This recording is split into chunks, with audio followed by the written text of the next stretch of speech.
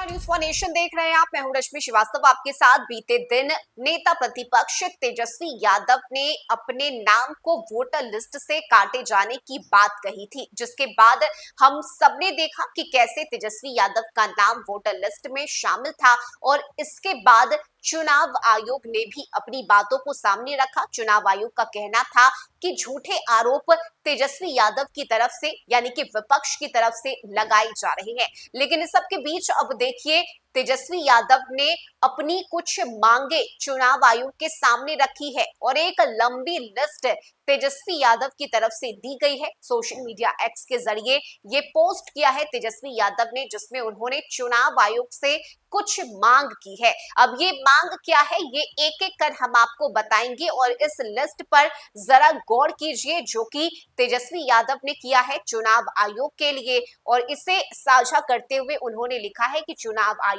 से सवालों के अतिरिक्त हमारी कुछ मांगे भी है।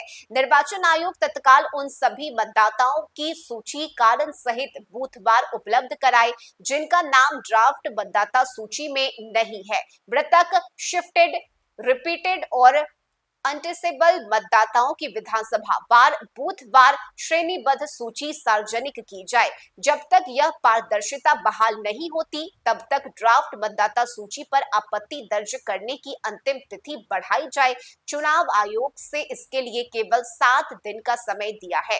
हमारा विनम्र आग्रह है कि सर्वोच्च न्यायालय को इस विषय पर स्वतः संज्ञान लेकर निर्वाचन आयोग से विस्तृत स्पष्टीकरण लेना चाहिए। लोकतंत्र में हर मतदाता की उपस्थिति और अधिकार की गारंटी सर्वोपरि है।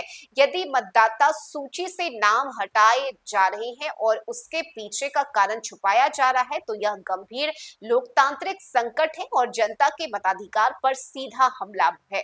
एसआईआर 2025 एक संविधान विरोधी प्रयोग बनता जा रहा है। यह न सिर्फ मतदाताओं को हतोत्साहित करता है, बल्कि चुनाव की निष्पक्षता पर भी सवाल खड़ा करता है। राजद इस षड्यंत्र का सक्रिय विरोध करेगा और हर मंच पर जनता के लोकतांत्रिक अधिकारों की रक्षा करेगा। यानी तेजस्वी यादव ने सीधे सीधे ये बताया है कि अब निर्वाचन आयोग को वो सूची जारी करनी चाहिए जिसमें मृतक या फिर शिफ्ट किए गए यानी कि पलायन किए गए लोग, रिपीटेड यानी कि जिनका नाम दोबारा से इस मतदाता सूची में है, उस लिस्ट को सार्वजनिक करना चाहिए। यानी चुनाव आयोग से इस बात की मांग की है तेजस्वी यादव ने। उन्होंने बताया है कि अगर ऐसे लोग हैं जो कि पलायन कर चुके हैं या जिनका निधन हो चुका है या कुछ ऐसे लोग जिनके नाम 2-2 जगह पर पंजीकृत थे, उसकी लिस्ट चुनाव आयोग को जारी करनी चाहिए ताकि लोगों के बीच जो कंफ्यूजन है वो दूर हो सके।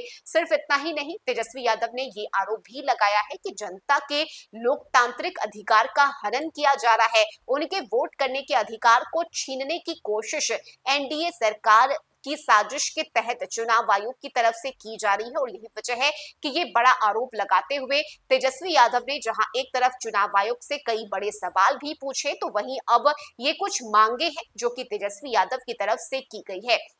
दरअसल आपको बता दें कि चुनाव आयोग की तरफ से किए गए बिहार में मतदाता सूची के पुनरीक्षण के पहले चरण का काम पूरा हो चुका है और इसे लेकर चुनाव आयोग की तरफ से जो आंकड़े हैं वो भी सार्वजनिक कर दिए गए हैं, जिसमें लगभग 65 लाख से ज्यादा ऐसे मतदाता हैं जिनके नाम को वोटर लिस्ट से काट दिया गया है। और यही वजह है कि उन काटे हुए नाम को लेकर एक लिस्ट यानी कि एक पूरी सूची जारी करने की बात तेजस्वी यादव ने कही है। उन्होंने ये भी कहा है कि जब तक वो सूची जारी नहीं की जाती है, तब तक हम यानी कि हम विपक्ष का जो विरोध है चुनाव आयोग की तरफ वो जारी रहेगा। देखना होगा कि अब चुनाव आयोग की इस पर क्या प्रतिक्रिया सामने आती है और क्या वो जो लिस्ट है जिसमें कुछ ऐसे लोग जिसमें 65 लाख लोग हैं जिनके नाम को काटा गया है, क्या उस लिस्ट को चुनाव आयोग सार्वजनिक करता है या नहीं। इस खबर में अभी के लिए बस इतना ही। न्यूज़ वन नेशन पर खबरों का सिलसिला जारी रहेगा।